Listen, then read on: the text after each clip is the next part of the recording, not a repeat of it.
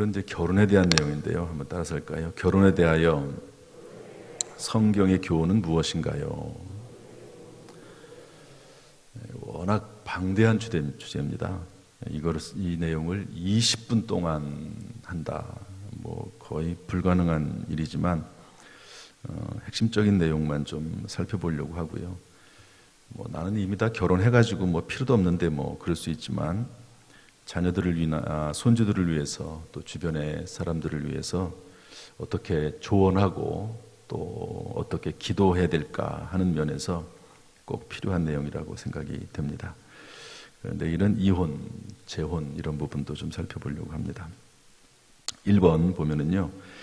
따라서 합시다. 결혼의 대원칙은 신앙 안에서, 다시 한번 신앙 안에서 믿는 사람들끼리 결혼하는 게 대원칙이다 하는 것이죠. 여기와 관련된 성경 구절은 고린도후서 6장 14절 16절 내용인데 한번 읽어보겠습니다. 시작. 너희는 믿지 않는 자와 멍에를 함께 매지 말라. 의와 불법이 어찌 함께하며 빛과 어둠이 어찌 사귀며 그리스도와 벨리알이 어찌 조화되며 믿는 자와 믿지 않는 자가 어찌 상관하며 하나님의 성전과 우상이 어찌 일치되리요. 이 정도로 강하게 말씀을 하고 있습니다. 마치 그리스도와 벨리알이 함께, 벨리알은 악한 영 사탄이라고 볼 수 있습니다. 그렇게 어떻게 같이 살 수 있느냐? 이 정도로 심하게 믿음 안에서 함께 해야 된다. 여러 가지 면에서 그런 내용인데요. 불신자와 결혼하면 어떻게 되나?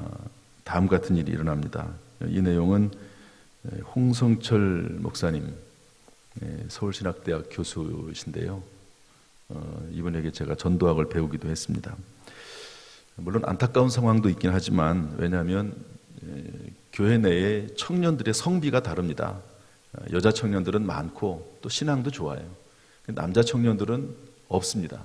그러다 보니까 이제 믿는 사람들끼리 결혼하기가 참 어렵습니다. 특별히 여자 청년들의 입장에서 어떤 그건 현실이긴 하지만 또 불신자와 결혼하면 일어날 일들도 거의 비슷합니다. 첫 번째로 불신자와 결혼하면 여성 입장에서 볼 때 여자가 점진적으로 신앙을 잃어버리게 됩니다. 두 번째로는 주일에 아내는 교회 가고 남편은 집에 있든지 아니면 남편은 다른 곳에 갑니다. 세 번째로 좋은 경우이긴 하지만 남편이 아내를 따라서 교회에 출석하는 경우도 있습니다. 네 번째로 남편이 아내에게 교회에 가지 못하도록 박해를 하거나 방해를 하는 경우가 있습니다. 이것이 이제 불신 남자와 남편과 결혼했을 때 생기는 일반적인 네 가지 경우입니다. 세 번째 경우가 됐으면 참 이상적이고 좋겠지만 그런 경우가 쉽지 않죠. 오히려 네 번째 경우일 경우도 많이 있습니다.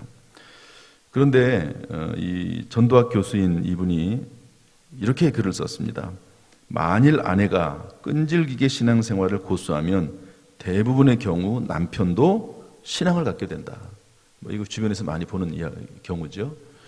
그러나 그처럼 오랜 세월을 신앙적으로 동심동체가 되지 못한 많은 갈등을 겪지 않으면 안 되는 아픔을 피할 수가 없다.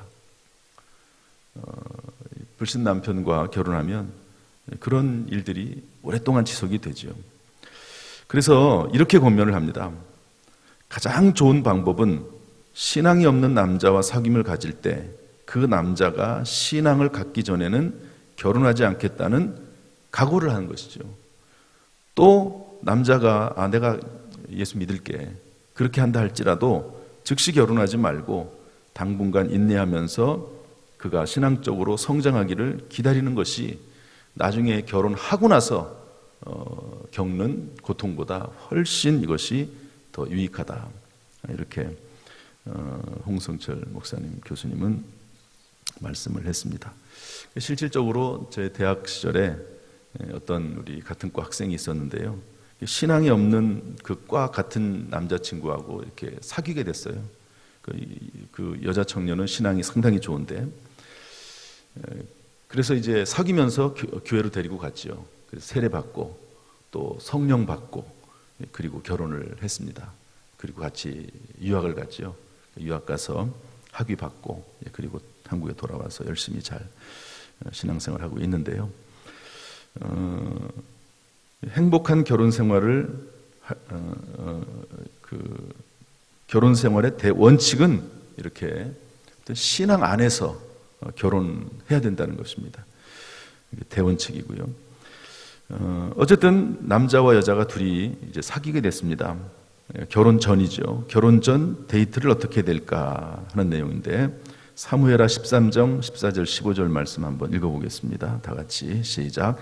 암논이 그 말을 듣지 아니하고 다말보다 힘이 셈으로 억지로 그와 동침하니라. 그리하고 암논이 그를 심히 미워하니 이제 미워하는 미움이 전에 사랑하는 사랑보다 더한지라. 암논이 그에게 이르되 일어나 가라 하니. 이 내용은 제가 어제도 말씀을 드렸습니다. 암논이라고 하는, 우리 지금으로 말하면, 오늘 흐름 가운데 말하면 남자지요.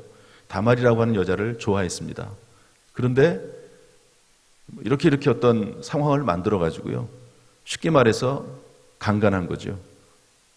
암논이 이복 오빠인데, 그런데 그리고 나니까 그렇게 사랑을 해가지고 그렇게까지 해가지고 자기 사람으로 만들려고 했는데, 그렇게 하고 나니까 오히려 그 미움이 더 생겼다는 거죠. 이런 경우 꽤 있습니다. 결혼 전 데이트는 아주 중요하죠. 데이트를 통해서 하나님의 뜻을 찾을 수가 있고 하나님이 허락하신 인생의 반려자를 구별할 수 있습니다. 그렇지만 이 데이트는 자칫 잘못하면 상당히 어려움을 당할 수 있는 이후에 그런 모습도 없지 않아 있습니다. 그래서 몇 가지 중요한 원리가 있는데요. 첫 번째로는 데이트의 대상자를 한 사람으로 국한시키지 말라. 처음부터 1대1로 결혼할 것도 아닌데 마치 그런 것처럼 그렇게 해서는 안 된다는 거죠. 너무 일찍부터 상대방을 찾으려 하지 말고, 그리고 혹시 사귀는 사람들이 있으면 가능한 상대방의 많은 것을 알아봐야 되는 것이고, 데이트하는 동안 육체적인 접촉은 피해야 된다 하는 것입니다. 서로 그럼 이제 결혼하기로 결심을 했어요. 그러면 육체적인 접촉은 어디까지 해야 되나, 해도 되나? 이것은 제 개인적인 의견입니다. 성경에 이런 말이 없으니까 딸 둘을 둔 아버지로서 결혼하기 전에 어디까지 육체적인 접촉이 가능한가, 이렇게 말을 하고 싶어요. 결혼식장에 들어가 봐야 한다. 헤어질 수도 있다는 생각을 할 필요가 있다. 남자와 여자가 사귀면서 너무 목석 같아서도 안 되겠지만 암논과 다말의 이야기도 기억을 해야 됩니다. 오히려 육체적인 접촉이 그 사귐과 교제를 깨뜨릴 수도 있습니다. 이런 면도 생각해 볼 필요가 있다 하는 것이죠. 세 번째로, 결혼 대상자 배우자를 어떻게 선택해야 될까 하는 겁니다. 우리 창세기 24장 12절 말씀. 이건 아브라함이 이제 아브라함의 종이 아브라함의 지시를 받고 그 아들 아들 이삭의 아내 리브가를 만날 때 했던 건데요. 우리 창세기 24장 12절 읽어보겠습니다. 시작. 그가 이르되 우리 주인 아브라함의 하나님 여호와여, 원하건대 오늘 나에게 순조롭게 만나게 하사 내 주인 아브라함에게 은혜를 베푸시옵소서. 기도한 거죠. 물론 아브라함의 종이 그 아들 이삭의 아내를 얻기 위해서 하는 일이긴 하지만 기도했다는 겁니다. 그리스도인의 인생에서 가장 중요한 선택 중에 하나는 배우자입니다. 제가 결혼식 할 때마다 꼭 하는 얘기가 있습니다. 소양 속담에 항해하러 나갈 때 1번 기도해라. 전쟁 나갈 때 2번 기도해라. 그러나 결혼할 때는 3번 기도해라. 결혼이 전쟁보다 더 힘들고 어렵고 위험하다는 거죠. 잘못하면. 항해로 나가는 것보다도 더 기도를 많이 해야 될 것이 결혼을 위한 기도다 하는 것이죠. 이것이 결혼인데, 이처럼 중요한 배우자의 선택을 어떻게 해야 될까? 첫 번째는 올바른 배우자를 만나게 해달라는 간절한 기도를 하나님께 올려야 됩니다. 저희 아내나 저나 같은 교회를 다녔지 않습니까? 중학교 때부터 그렇게 배웠어요. 기도하라고, 배우자를 위해서 이렇게 중요한 본인이 꼭 원하는 내용의 그 기도 제목을 가지고 기도해라. 아무튼 기도해야 됩니다. 본인이 기도해야 되고 부모가 기도를 많이 해야 되고요. 할머니 할아버지가 꼭 기도를 해야 됩니다. 두 번째로는 나와 같은 그리스도인이어야 합니다. 단순히 교회만 다니는 명목상의 교인이 아니라 확실히 거듭난 그리스도인이어야 합니다. 세 번째는 인생의 목적이 같아야 됩니다. 한 몸을 이루기 위해서 건강해야 됩니다. 교육 수준도 비슷하면 좋습니다. 이런 내용, 성경에 있는 내용은 아니니까 그렇지만 이제 신앙의 연륜이 있거나 또 경험이 있는 분들이 쓰는 내용들입니다. 양가의 부모와 연루된 문제이기 때문에 부모와 형제, 곧 그 가족들도 봐야 된다고 하는 것이죠. 이처럼 확대되는 가족의 문제도 결혼 전부터 진솔하게 나눠야 됩니다. 하나도 남김없이 가족의 문제까지도 나눠야 될 필요가 있습니다. 결혼하기 전이나 또 청년 때는 이런 개념들이 사실 없습니다. 그러나 살다 보면은요, 내가 사귀고 있는 남자가 됐든 여자가 됐든 그 가정이 얼마나 중요한지 모릅니다. 결혼은 1대1로 자기 자신만 결혼하는 게 아니라 가정과 가정이 만나는 거거든요. 그래서 이 상대방의 가정에 대해서도 미리 확인을 해야 됩니다. 그런데 이미 너무 깊은 관계에 들어가 버리면 나중에 할 길이 없어요. 어떻게 선택의 폭이 너무 운신의 폭이 좁아집니다. 그래서 결혼 대상자들을 사귈 때부터 너무 깊이 사귀는 것은 어렵고 한 사람만 집중해서 하는 것도 조심해야 되고, 또 결혼을 하기로 결심을 했어도 또 그 이후에도 결혼식장에 들어갈 때까지는 잘 모릅니다. 그런 면들을 잘 기억을 해야 된다는 것을 알 수 있습니다. 마지막 네 번째로 하나가 또 있네요. 어떻게 해야지 행복한 결혼 생활을 할 수 있을까? 이런저런 내용을 통해서 결혼을 했습니다.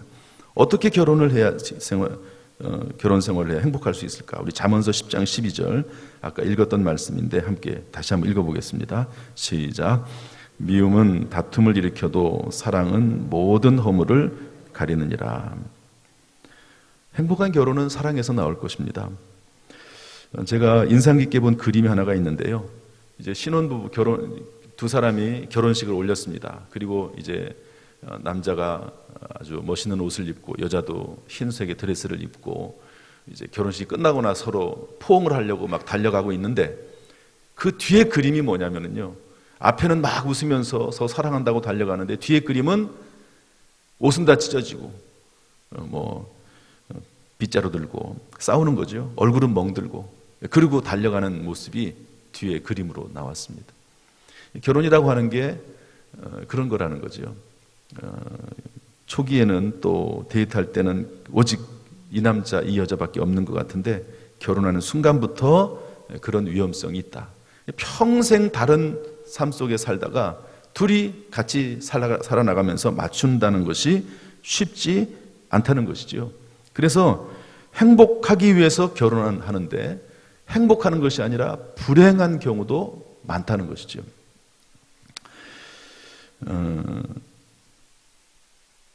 제가 신혼부부들 이제 결혼을 주례를 하든지 주례를 안 하든지 꼭 이제 한 번씩은 찾아오라고 한다든지, 물론 이제 찾아오라는 말을 안 해도 찾아오는 경우도 있습니다. 제가 주례를 안 할 때는 잘 찾아오지 않기도 합니다.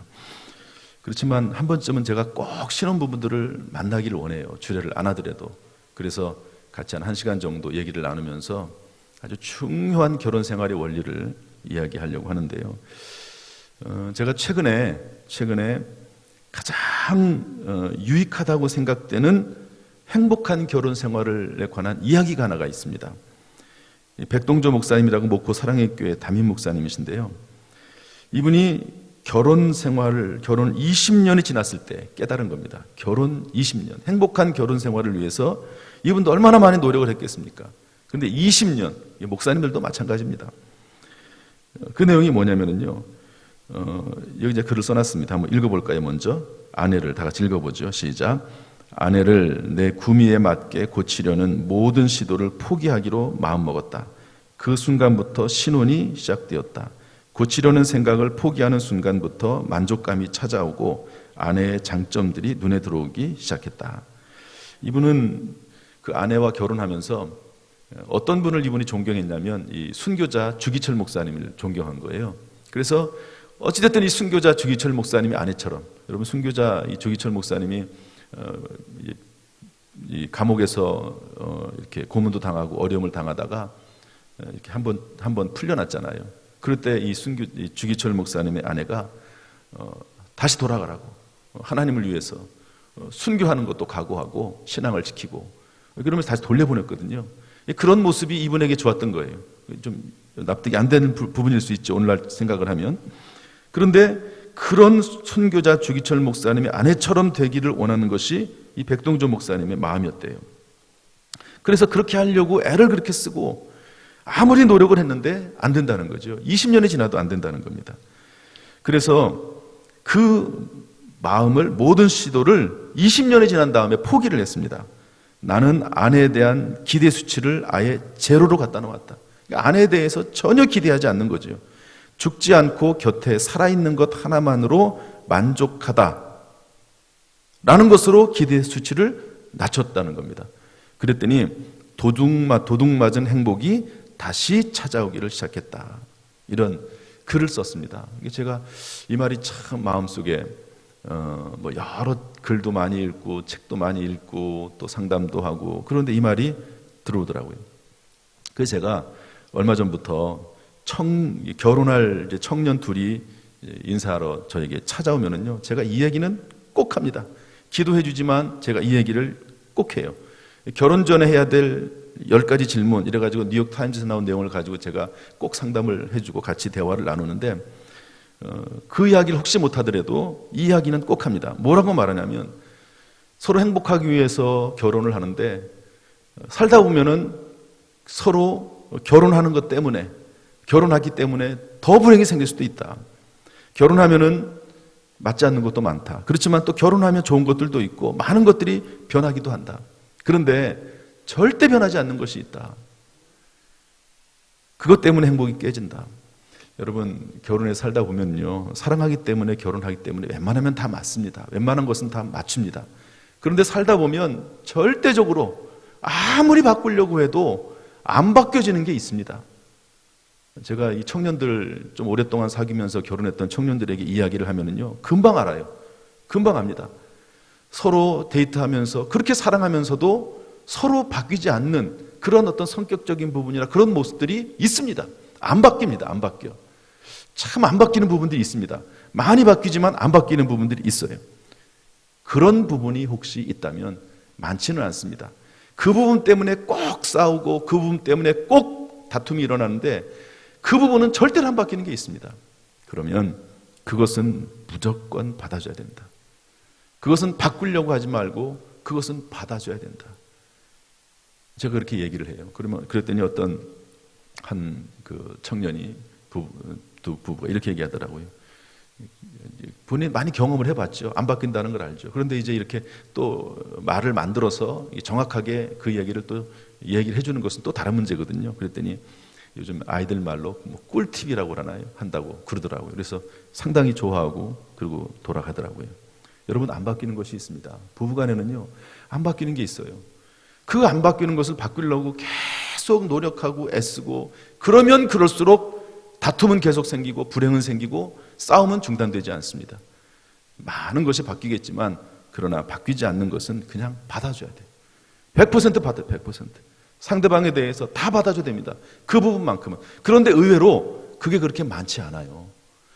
맨날 저 남편은 저 아내는 이게 문제라고 생각이 되지만 그러나 자세히 들여다보고 분석을 해보면 한두 가지입니다. 한두 가지예요. 그것은 안 바뀝니다. 받아줘야 돼요. 무조건 받아줘야 됩니다. 그러면 여기 백동조 목사님 말씀하신 것처럼 행복이 찾아옵니다. 도둑맞은 행복이 다시 찾아오게 된다 하는 것을 알 수가 있습니다. 마지막 5번째로 오직 주님만을 더욱 섬기기 위함이라면 독신도 복된 일입니다. 우리 고린도전서 9장 5절 말씀 다 같이 읽어보겠습니다. 시작. 우리가 다른 사도들과 주의 형제들과 게바와 같이 믿음에 자매된 아내를 데리고 다닐 권리가 없겠느냐. 우리는 이제 사도 바울을 말합니다. 사도 바울이 게바, 베드로처럼 믿음에 자녀된, 이 베드로는 아내를 데리고 다니면서 사역을 했거든요. 사도 바울은 그렇지 않았습니다. 본인도 그렇게 할 수 있지만 오직 주님만 더욱 섬기기 위해서 독신으로 선교하며 살았습니다.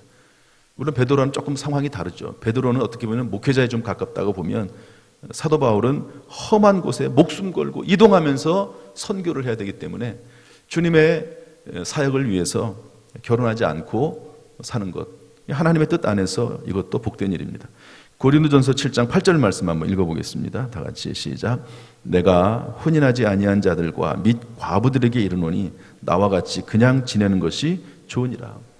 하나님의 영광을 위해서, 사명을 위해서 하나님의 뜻 가운데 나와 같이 사도 바울처럼 그냥 지내는 것도, 독신으로 사는 것도 좋다. 마태복음 22장 30절 말씀 읽어보겠습니다. 시작. 부활 때에는 장가도 아니가고 시집도 아니가고 하늘에 있는 천사들과 같으니라. 여러분, 지금은 부부라고 하는 제도가 이 땅에서 있지만 서로 다 약하기 때문에, 서로 부족하기 때문에 도와서 살으라고, 완전한 하나와 완전한 하나가 둘이 만나서 둘이 되는 게 아니고 반쪽이 만나서 반쪽과 반쪽이 만나서 하나가 되는 거거든요. 그래서 상대방에 이런 말이 있습니다. 상대방 아내나 남편이 됐든지 간에 50점이면 만점이다. 50점. 100점이 만점이 아니고 아내나 남편은 50점이면 만점이라는 거예요. 50점. 왜? 부족한 하나가 만나서 둘이, 반쪽이 만나서 하나가 되는 거기 때문에 그렇다는 거죠. 이렇게 서로 돕기 위해서 결혼을 하는데, 그것도 이 땅에서뿐입니다. 하늘나라에 가면 장가도 아니가고 시집도 아니가고 하늘에 있는 천사들과 같다. 결혼 생활은 이 땅에서뿐입니다. 그래서 천국에 영원히 남편하고 아내하고 같이 부부 생활을 하고 부부처럼 살 것이 아니다 하는 것도 성경이 분명히 우리에게 알려주고 있습니다. 그래서 주님만을 섬기기 위함이라고 하면, 하나님 허락하시면 독신도 복된 일이다 하는 것을 성경이 알려주고 있습니다. 결혼에 대해서 핵심적인 내용들을 살펴봤습니다. 많은 내용들이 있지만 특별히 청년들은 정말 중요한 것이 결혼, 직장입니다. 이 젊은이 사역을 하는 분들에게 있어서 젊은이들에게 가장 관심 있는 일이 뭐냐 물어보면요, 결혼과 직장이거든요. 그렇지만 이 결혼 생활을, 오히려 신앙 생활을 잘했던 청년들이 결혼 때문에 신앙을 잃어버리기도 하고 참 많은 고통을 겪기도 합니다. 이 결혼의 중요성이 얼마나 큰지 몰라요. 여러분, 자녀손들을 위해서, 결혼을 위해서 꼭 기도해 주시고, 또 오늘 말씀을 통해서 행복한 결혼 생활을 우리의 생애 동안 이뤄나갈 수 있게 되기를 주님의 이름으로 축복합니다. 말씀 안에서 행복한 가정, 행복한 인생이 되시기를 주님의 이름으로 축원합니다. 기도하겠습니다.